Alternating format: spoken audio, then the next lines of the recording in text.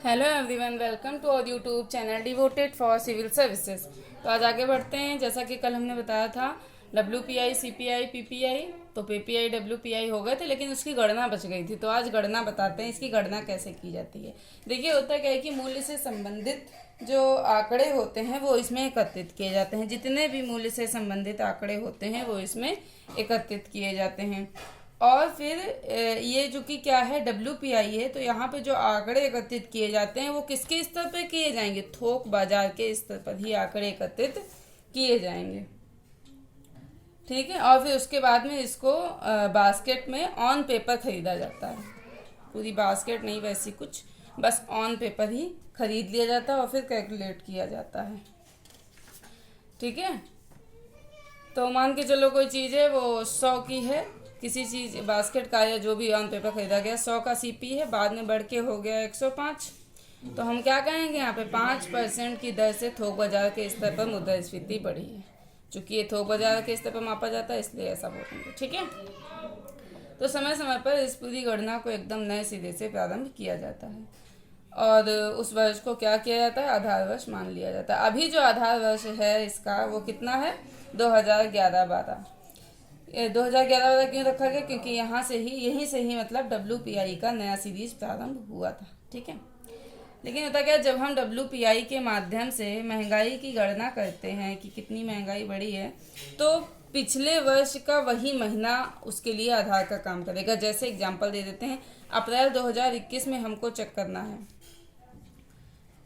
ठीक है, कि हम कितनी महंगाई बढ़ी, तो हम क्या लेंगे, अप्रैल 2020 की तुलना में करेंगे। अप्रैल 2020 की तुलना में देखेंगे कि इसमें कितनी महंगाई बढ़ी है, तो पिछले साल का महीना देखा जाता है इसमें। ठीक है। तो इसी तरीके से WPI की गणना की जाती है पूरे बास्केट को लेकर के। जब हम करते क्या है, WPI के बास्केट की जो वस्तुएं हैं उनका मूल्य एकत्रित करते हैं, जितना भी उनका प्राइस होता है, तो उसमें हम GST जो होता है हमारा अप्रत्यक्ष कर, GST कैसा करे, अप्रत्यक्ष करे, क्वेश्चन पूछा जा चुका है, SSC में पूछा गया था।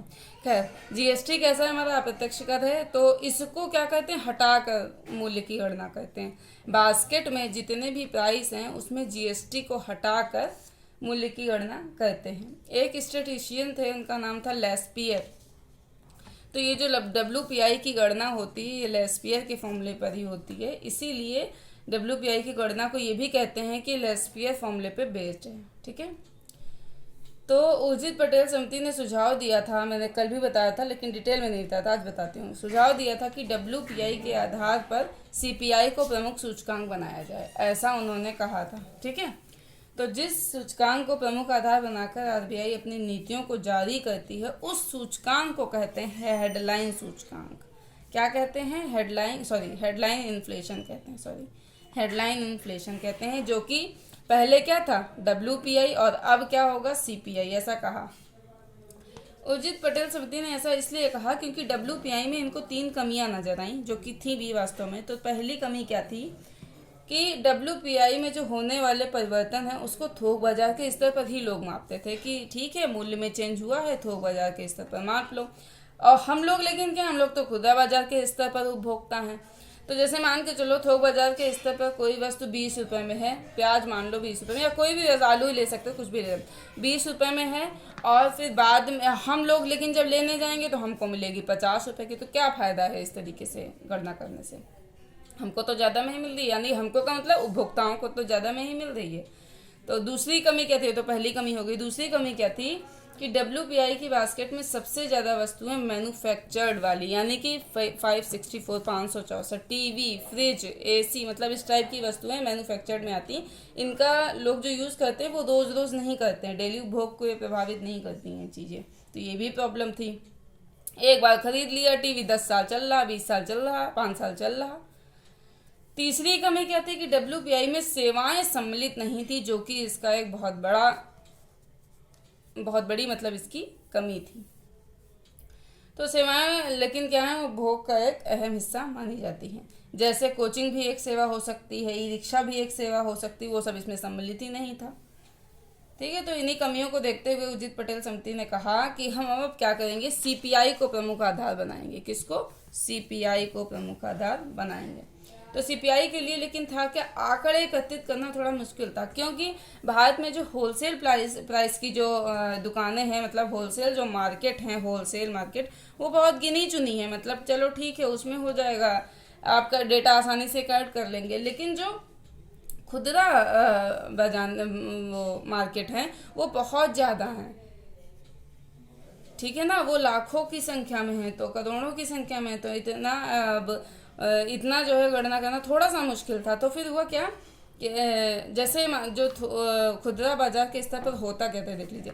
जैसे मान के चलो, एक कोई तेल कोई बेच रहा है, ठीक है, वो एमआरपी पर ही बेच दे रहा है, दूसरा मान के 5 रुपये छूट पर बेच दे रहा है। तो इस तरीके से ये भी समस्या थी कि हम एमआरपी वाले मूल्य को जोड़ें या फिर जो छूट पे बेच रहा है पर्सन उसको लें, इसमें ये भी एक समस्या थी।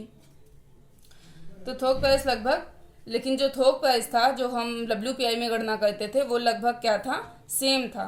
थोड़ा 19-20 भले फर्क हो, बाकी वो सब क्या था, सेम था।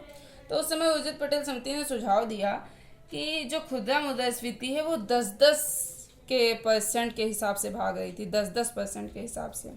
तो इस समिति ने कहा कि कुछ इस तरीके की हम नीतियां बनाएंगे कि एक साल में ये घटकर 8% हो जाए। उन्होंने कहा कि हम कुछ इस तरीके की नीतियां बनाएंगे कि जो मुद्रास्फीति 10-10% के रेट से हर साल भाग रही है उसको घटा करके हम करेंगे 8%। इस तरीके से घटाते घटाते उन्होंने कहा कि 6% करेंगे, 2-2 का टारगेट रखा। फिर उन्होंने कहा हम 4% रखेंगे। फिर 4 में भी इन्होंने कहा कि कुछ इस तरीके से बनाएंगे कि मुद्रास्फीति भारत में 2% से नीचे ना जाए और 6% के ऊपर ना जाए, यानी कि +2 -2, तो 6% के ऊपर ना जाए, ठीक है ना, और 2% से नीचे ना आए। तो इनका एक परिसीमन तय किया गया 2 से 6% के बीच मुद्रास्फीति, ठीक है। तो ये किसी भी अर्थव्यवस्था के लिए एक अच्छा संकेत होता है अगर 2 से 6% के बीच है मुद्रास्फीति, ठीक है। तो फिर सीपीआई यानी कि consumer price index, full form हालांकि हम कल ही बता चुके थे, CPI consumer price index. CPI के इसको हिंदी में कहते हैं उपभोक्ता मूल्य सूचकांक, ठीक है। तो सीपीआई के माध्यम से मैंने बताया कि खुदरा स्तर पर मुद्रास्फीति की गणना की जाती है और इसमें जो भी आंकड़े प्राप्त होते हैं उसको रिटेल इन्फ्लेशन भी कहते हैं। इसके तहत जो भी आंकड़े प्राप्त होते हैं उसको रिटेल इन्फ्लेशन कहते हैं, ठीक है ना, रिटेल इन्फ्लेशन कहते हैं। तो हम अब जो खरीदारी करते हैं, यानी कि जो सामान खरीदते हैं वो हम खुदरा के स्तर पर ही खरीदते हैं। तो खुदरा स्तर पर मूल्यों के संबंध में आंकड़े एकत्रित कर पाना अपने आप में क्या थी, एक चुनौती थी। मैंने भी बताया कैसे।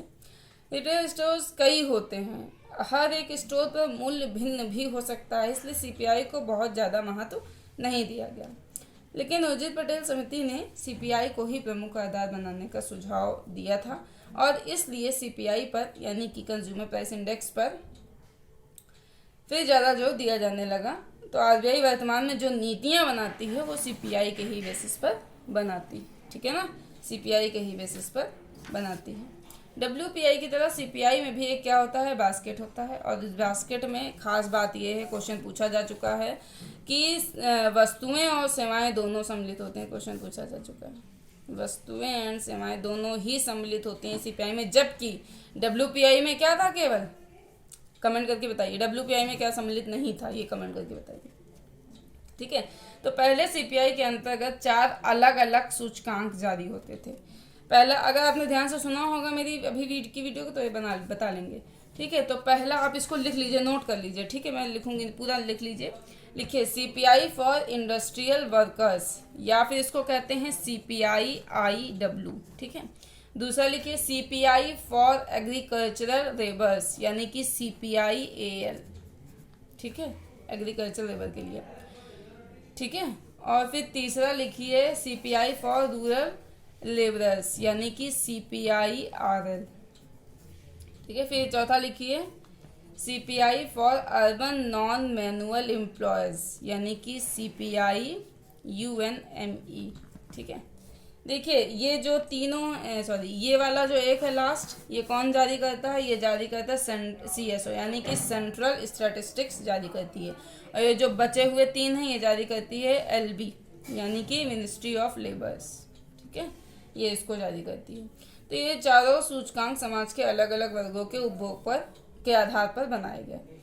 जो पहला वाला है कि मतलब अब इसमें क्या है, ज़रूरी नहीं कि जो ये कंज्यूम करें, यानी कि जो इंडस्ट्रियल वर्कर कंज्यूम करें वो एग्रीकल्चर लेबर भी कंज्यूम करें। जैसे एग्जांपल ले लीजिए कि पहले यानी कि इंडस्ट्रियल लेबर वर्कर को क्या है, एलपीजी सिलेंडर उपलब्ध हो, लेकिन हो सकता है इनको ना हो, ठीक है ना, ये लोग कोयला यूज़ करके अपना काम चलाएं।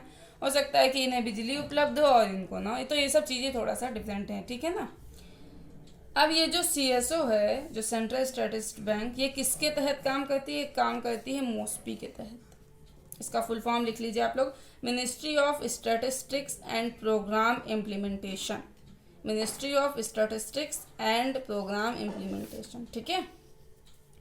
तो आंकड़े आंकड़े जो एकत्रित करने का काम है वो कौन करता है? एनएसएसओ, यानी कि नेशनल सैंपल सर्वे ऑफिस, ये आंकड़े एकत्रित करने का काम करती है। और उन आंकड़ों के आधार पर जो गणना होती है वो सीएसओ करती है। इनके जो आंकड़े होते हैं, इनके आधार पर जो गणना होती है वो सीएसओ करती है।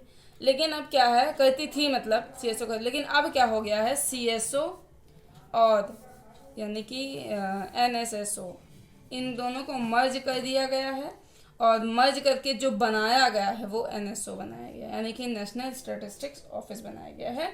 तो अब एनएसओ ही आंकड़े एकत्रित करती है और यही गणना भी करती है।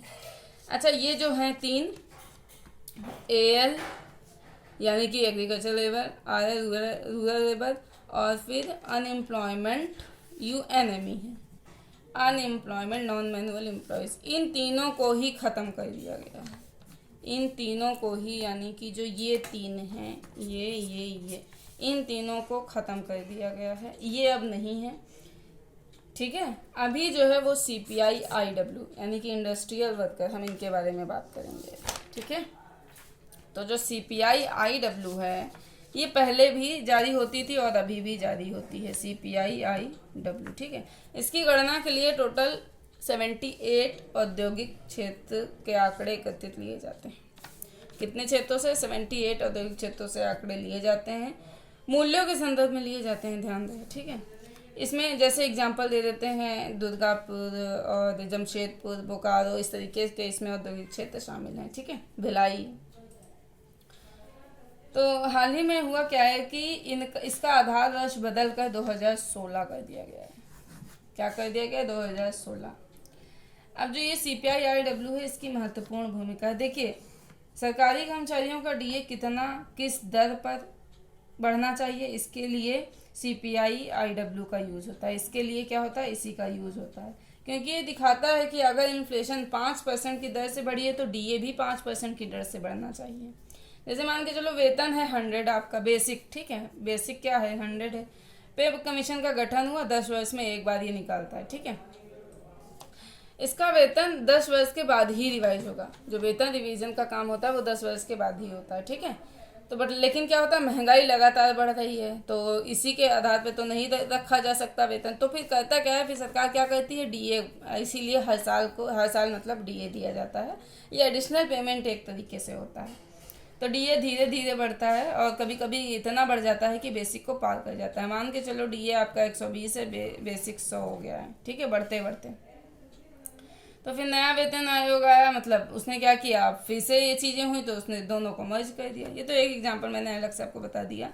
ये इसका अब कितना हो गया, 220, इतना 100 220 हो गया। अब वो जो आएगी वो फिर अब डीए बढ़ाएगी। तो डीए क्या होता क्या है, दोनों को मिलाने के बाद फिर जो है बढ़ता है। खैर, ये तो एक एक्स्ट्रा था, जो जरूरी बात है वो ये थी कि जो सरकारी कर्मचारियों का डीए कितना किस दर पर है वो सीपीआईडब्ल्यू के आधार पर होता है, ठीक है। देखिए, अब उर्जित पटेल समिति ने कहा कि सीपीआई को प्रमुख आधार बनाया जाए, इसी के आधार पर जो इन्फ्लेशन है उसकी गणना हो खुदरा स्तर पर, और इसी के आधार पर आरबीआई अपनी मौद्रिक नीतियां बनाए, ऐसा उर्जित पटेल समिति ने कहा।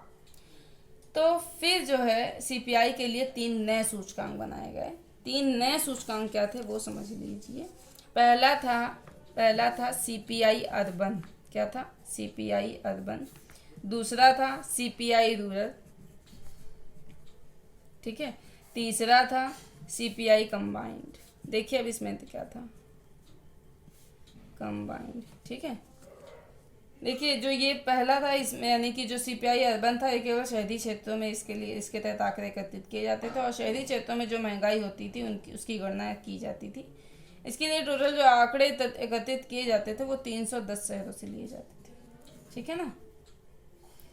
और ये जो सीपीआई दर है इसमें क्या होता था, ग्रामीण क्षेत्रों से आंकड़े एकत्रित किए जाते थे। जो वर्तमान में ग्रामीण क्षेत्रों से आंकड़े एकत्रित किए जा रहे हैं वो 1183 हैं, लेकिन आप मोस्पी की साइट पे देखेंगे जाके तो आपको 1182 ही मिलेगा, जबकि 1183 हो गया, अभी अपडेट नहीं हुआ है, ठीक है।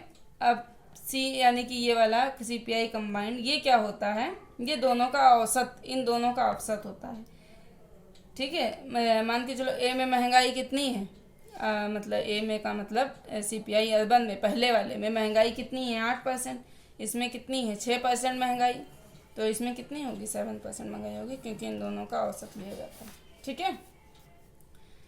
तो अब क्या है कि जो सीपीआई कंबाइंड है यही आरबीआई के लिए आधार का काम करती है। इसी के आधार पर आरबीआई अपनी मौद्रिक नीतियाँ बनाती है। तो इन तीनों के लिए जो आधार वर्ष रखा गया है वो कितना रखा गया है, 2011-12 रखा गया है। और इन तीनों की गणना आप कौन करता है, एनएसओ करती है, पहले सीएसओ करती थी, ठीक है। तो मैंने आपको बताया, तो अब इसे क्या कहा जाएगा, मैंने अभी थोड़ी देर पहले बताया था कि वो सूचकांक जिसके आधार पर मौद्रिक नीतियाँ जारी होती हैं उसको हेडलाइन इन्फ्लेशन कहा जाता है। तो सीपीआई कंबाइंड भारत में अब क्या है, हेडलाइन इन्फ्लेशन वर्तमान में कहलाती है। सीपीआई कंबाइंड क्या है, हेडलाइन इन्फ्लेशन कहलाती है, ठीक है ना, क्योंकि इसी के आधार पर मौद्रिक नीतियाँ जारी होती हैं। और ये जो है सीपीआई आईडब्ल्यू जो भी पिछली हमने बताया था, इंडस्ट्रियल लेबर, ये आज भी कौन जारी करता है, लेबर ब्यूरो, लेकिन जो ये तीनों हैं ये कौन जारी कर रहा है, एनएसओ जारी कर रहा है, हमने बता दिया। अब देखिए जो सीपीआई की बास्केट है उसको 6 हिस्सों में वर्गीकृत किया जाता है। कितने हिस्सों में, 6 हिस्सों में। आप 6 हिस्सों के नाम लिख लीजिए। पहला लिख लीजिए खाद्यान्न एवं पेय पदार्थ, दूसरा लिख लीजिए पान, सुपारी और तंबाकू, तीसरा लिख लीजिए फ्यूल या ईंधन जिसको कहते हैं, चौथा लिख लीजिए हाउसिंग या हिंदी में आवास, फिर पांचवा हो गया जैसे बेडिंग, क्लॉथिंग, फुटवियर, इस टाइप की चीज़ें। छठा हो गया मिसलिनियस, अन्य अनिवार्य वस्तुएं जैसे ट्रांसपोर्ट, हेल्थ, बेसिक एजुकेशन, ये सब चीज़ें इसमें आ जाएंगी, ठीक है। तो देखिए जो सीपीआई की बास्केट ज़्यादा इम्पोर्टेंट है बजाय डब्ल्यूपीआई के, देखने से ही आपको लग रहा होगा, ठीक है। और इसमें जो सीपीआई है इसकी भी गणना उसी तरह होती है कि जैसे हमको मान के चलो जून चल रहा है, जून की मान के चलो गणना करनी है 2021 की, तो हम जून 2020 के अकॉर्डिंग देखेंगे उसकी तुलना में, ठीक है, वही बात। तो अब समझ लेते हैं बेस इफेक्ट क्या होता है, बहुत आसान है। मान के चलो कि आपने कोई सामान खरीदा, बेस इफेक्ट डाल लो, बेस इफेक्ट, ठीक है। जैसे मान के चलो आपने कोई सामान खरीदा, कोई बास्केट खरीदी, वो आपको मिल गई 100 रुपये, ठीक, बहुत बढ़िया बात। अब मिले आपको, महंगाई बढ़ गई, हो गई कितनी, 150 रुपये की, ठीक है। फिर उसके बाद बढ़ाई गई 152 रुपये हो गई, ठीक। देखो 100 की तुलना में क्या है, 52 रुपये बहुत ज़्यादा है, देखने से ही लग रहा है। सरकार करती क्या है कि जैसे इतनी महंगाई बढ़ गई, यहाँ पे देखने 50% बढ़ गई, फिर सरकार कहेगी नहीं, पिछली सरकार ने या पिछली बार हमने 50% बढ़ा दिया था, इस बार हम बहुत कम बढ़ाएंगे, 2% से भी कम। तो यहाँ पे देख रहे हैं ये 2% से भी कम है, लगभग 2% के आसपास सरकार ने कहा महंगाई बढ़ाएंगे। अच्छा तो आप ये बताइए कि हमको तो 152 पे करना पड़ रहा है, सरकार मतलब देख लीजिए कैसे बेवकूफ़ बना दी है। यहाँ से मतलब 100 से 152, अरे यहाँ पे अगर होता पहले ही उसने ना इतने बढ़ाए होते तो फिर क्या मतलब इतना पेमेंट ही ना करना पड़ता, 100 से 102 हो तो बात अलग है। तो इसे कहते हैं बेस इफेक्ट। बेस हमारा, इसके लिए बेस क्या बन गया है, ये बेस बन गया है, और इसके लिए बेस क्या था, ये था। तो यहाँ पे इसीलिए देखिए 50% और यहाँ पे 2%, तो ये है हमारा बेस इफेक्ट। तो यहाँ पे आधार क्या है, बहुत ऊंचा है, यानी कि जब बेस इफेक्ट ही ज़्यादा होगा तो महंगाई तो ऑटोमेटिक ही, अगर आप 1% भी बढ़ाएंगे तो भी ज़्यादा हो जाएगी, ठीक है ना। तो बेस इफेक्ट का बहुत बड़ा प्रभाव पड़ता है।